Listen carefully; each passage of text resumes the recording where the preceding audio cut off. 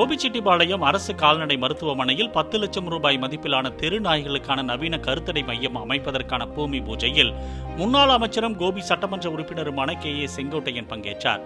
அப்போது செய்தியாளரிடம் பேசிய அவர், மக்கள் மகிழ்ச்சியோடு செல்வதற்கும் தெருநாய்கள் மூலம் ஏற்படும் இடர்பாடுகளை தடுக்கும் நோக்கத்தோடும் இந்த நவீன கருத்தடை மையம் தொடங்கப்பட்டுள்ளது என்றார். இந்த கால்நடை பன்முக மருத்துவமனை என்பது நம்முடைய ஆட்சி காலத்தில் 2 இடங்கள் வழங்கப்பட்டன. ஒன்று கோபிச்செட்டிப்பாளையம், இரண்டாவதாக உடுமலைப்பேட்டையில் வழங்கப்பட்டிருக்கிறது. எல்லா சிகிச்சையும் பெறுகின்ற அளவிற்கு நாம் மருத்துவமனையில் எப்படி சிகிச்சை பெறுகிறோமோ அதே போல் அதற்கு தேவையான அனைத்து வசதியும் இங்கே செய்யப்பட்டிருக்கிறது. இரவு நேரங்களில் கூட இங்கே வந்து கால்நடைகளுக்கு சிகிச்சை பெற முடியும். இது எந்த பகுதியிலும் இல்லை.